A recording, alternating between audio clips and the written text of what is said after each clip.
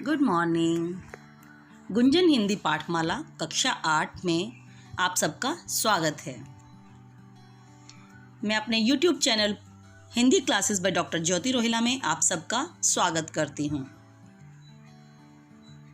पाठ 2 खुले आकाश में, लेखक जसविंत सिंह विरदी, कक्षा 8 हिंदी, गुंजन हिंदी पाठमाला।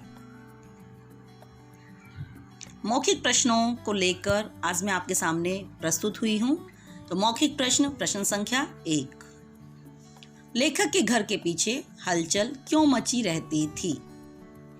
उत्तर, लेखक के घर के पीछे हलचल इसलिए मची रहती थी क्योंकि वहाँ निरंतर चिड़ियों और शार्कों में लड़ाई मची रहती थी। चिड़ियाँ तिनका इकट्ठा करके जो घोंसला बनाती थी, शार्कें उन्हें बिखेर देती थी। शार्कें चिड़ियों के घोंसलों व उनके अंडों को नष्ट करने के लिए तत्पर रहती थी।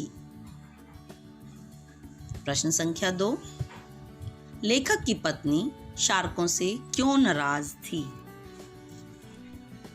उत्तर, लेखक की पत्नी शार्कों से इसलिए नाराज थी क्योंकि जिन चिड़ियों ने लेखक के घर के पीछे घोंसला बना रखा था, उन चिड़ियों के एक अंडे को शार्कों ने नष्ट कर दिया था।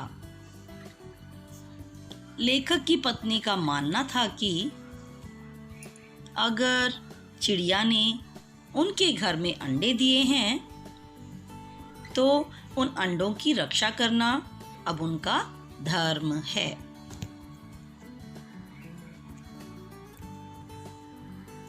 मौखिक प्रश्न संख्या 3।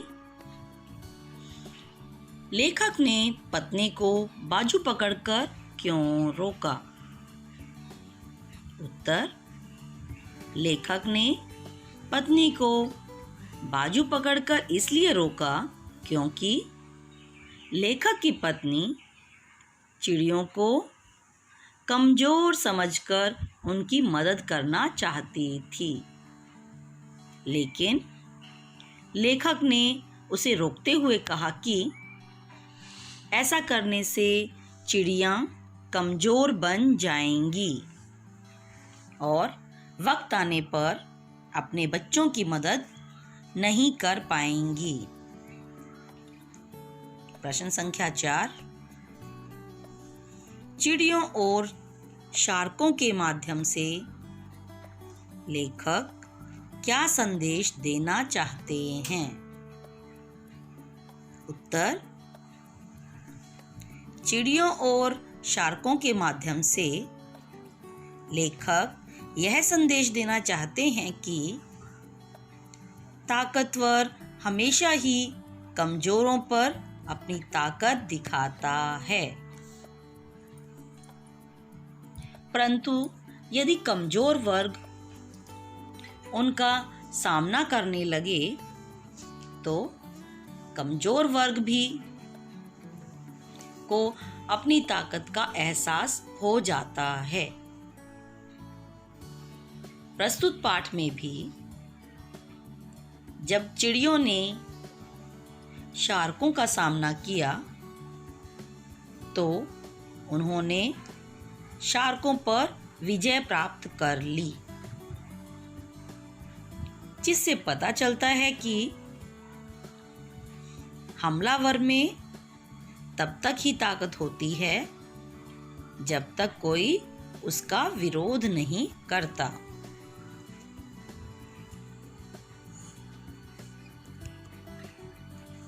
लिखित प्रश्न संख्या 1। लेखक का शोध पत्र किस बारे में था?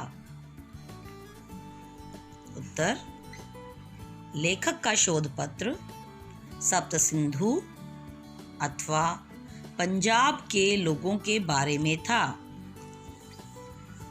जिसका सार यह था कि वैदिक काल के आर्य लोगों से लेकर आज तक, सप्त सिंधु अथवा पंजाब, दोनों एक ही नाम है, के लोगों ने विदेशी हमलावरों और प्रकृति की निर्दयी शक्तियों से युद्ध करके अपने आप को इस धरती पर स्थापित किया था। प्रश्न संख्या 2, चिड़ियों और शार्कों के मुकाबले का वर्णन अपने शब्दों में कीजिए। उत्तर, चिड़ियों ने लेखक के घर के पीछे घोंसला बना रखा था। उन चिड़ियों के घोंसले तथा एक अंडे को शार्कों ने नष्ट कर दिया था। एक दिन शार्कों ने चिड़ियों के घोंसले पर आक्रमण कर दिया। 5 शार्कों ने चिड़ियों के घोंसले को घेर लिया। कभी 2 तो कभी 3 शार्कें घोंसले पर हमला करती, परंतु चिड़ा और चिड़िया दोनों ही घोंसले के आगे बैठकर शार्कों से अपने बच्चे की रक्षा कर रहे थे। चिड़िया का बच्चा पीछे बैठा जोर जोर से चींची कर रहा था। अंत में चिड़ियों की विजय हुई और शार्कें हार गई।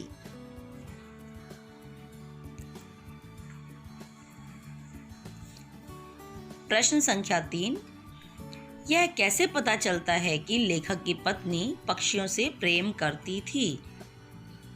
उत्तर, लेखक की पत्नी जब भी चिड़ियों की ची ची की आवाज सुनती, वह तुरंत चिड़ियों और उसके बच्चे को देखने चली जाती। वह शार्कों से घृणा करने लगी थी, क्योंकि वे शार्कें चिड़ियों के घोंसले को तहस नहस कर देती थी। वह चिड़ियों को ढेर सारे दाने और रोटी के टुकड़े डालती थी। वह कहती थी कि अगर चिड़ियों ने उनके यहाँ पेड़ पर घोंसला बनाया है तो यह उनका कर्तव्य है कि वह शार्कों से उनकी रक्षा करे। इन सब बातों से पता चलता है कि लेखक की पत्नी पक्षियों से प्रेम करती थी। प्रश्न संख्या 4, कहानी के अंत में क्या हुआ? उत्तर, कहानी के अंत में चिड़ियों ने अपने बच्चे को उड़ना सिखा दिया। उन्होंने शार्कों से लड़कर अपने बच्चे की रक्षा करने में सफलता प्राप्त की और उनका बच्चा उड़ना सीखकर दीवार के ऊपर से बिजली की तारों को पार करता हुआ खुले आकाश में उड़ जाता है, जिससे हमें इस बात का पता चलता है कि विपरीत परिस्थितियों से किया गया मुकाबला आदमी को शक्तिशाली बना देता है। प्रश्न 5, पाठ के आधार पर लेखक और उसकी पत्नी के चरित्र की विशेषताएं लिखिए। उत्तर, लेखक एक समझदार व प्रभावशाली व्यक्ति थे। वे अपना शोध पत्र लिख रहे थे। वे अपनी पत्नी को समझाते हैं कि चिड़ियों को स्वयं ही अपने बच्चे की रक्षा करने दो, क्योंकि हर किसी को जुल्म के विरुद्ध खड़े होने का प्रयत्न करना चाहिए। उनका यही मानना था कि विपरीत परिस्थितियों में हमें बिना घबराए अपनी आंतरिक शक्तियों का प्रयोग करना चाहिए। वे अपनी पत्नी को समझाते हैं कि जुल्म के विरुद्ध किया गया मुकाबला आदमी को शक्तिशाली बना देता है। लेखक की पत्नी की चरित्र की विशेषताएं इस प्रकार हैं। लेखक की पत्नी स्वभाव से बहुत दयालु, पक्षियों के प्रति प्रेम करने वाली और भावुक स्त्री थी। वह पक्षियों के लिए दाना और रोटी डालती थी। वह शार्कों से घृणा करती थी, क्योंकि शार्कें चिड़ियों के घोंसले व अंडों को गिरा देती थी। वह समझती थी कि चिड़ियों ने यदि उनके घर पर अंडे दिए हैं तो उन अंडों की रखवाली करना उसका फर्ज है। वह बिल्ली को भी चिड़ियों का दुश्मन समझती थी और चिड़ियों की मदद करने के लिए हमेशा तैयार रहती थी। जब चिड़िया का बच्चा उड़ने लगता है तो वह अत्यंत खुश होती है। आशय स्पष्ट कीजिए। प्रश्न संख्या 1, जुल्म करने वाले के पास प्राकृतिक शक्ति नहीं होती। उत्तर, इस पंक्ति का भाव यह है कि जुल्म करने वाला दूसरों को कमजोर समझता है, लेकिन ऐसा सोचने वालों के पास अपनी कुदरती शक्ति नहीं होती, यानी कुदरत की दी हुई शक्ति नहीं होती। हमें कभी भी दूसरों को कमजोर नहीं समझना चाहिए और अपनी ताकत को भी कम नहीं आंकना चाहिए। आंकना यानी समझना नहीं चाहिए, कभी भी कम नहीं समझना चाहिए। जब हम मुकाबला करना शुरू करते हैं तो जुल्म करने वाले की शक्ति स्वयं ही कम हो जाती है, क्योंकि उस समय हम अपनी प्राकृतिक व अंदर छुपी हुई शक्ति को बाहर निकालकर जुल्म का सामना करते हैं। प्रश्न संख्या 2, मुकाबला आदमी को शक्तिशाली बना देता है। आशय स्पष्ट कीजिए। उत्तर, इस पंक्ति का आशय यह है कि जब तक हम नहीं लड़ते तब तक ही हमें अपनी ताकत का एहसास नहीं होता। हमलावर में तब तक ही हिम्मत होती है जब तक कि कोई उसका मुकाबला नहीं करता। जैसे ही हम मुकाबला करना शुरू कर देते हैं तो हमें अपनी ताकत का अनुमान होना आरंभ हो जाता है और हमारा मुकाबला हमें शक्तिशाली बना देता है। विपक्षी को हम तब तक ही कमजोर लगेंगे जब तक कि हम जुल्म का डटकर विरोध नहीं करते हैं। हाँ या नहीं में उत्तर दीजिए। शार्कों ने लेखक के घर में घोंसला बना लिया था। उत्तर, नहीं, उसने पेड़ पर घोंसला बनाया था, वो भी उनके घर के पीछे। प्रश्न नंबर 2, घोंसले से अंडा गिर पड़ा था। उत्तर, हाँ। प्रश्न संख्या 3, चिड़ा चिड़िया शार्कों से मुकाबला कर रहे थे। उत्तर, हाँ। प्रश्न संख्या 4, बिल्ली चिड़िया के बच्चों को खा गई थी। उत्तर, नहीं। प्रश्न संख्या 5, चिड़िया का बच्चा उड़ना सीख गया था। उत्तर, हाँ।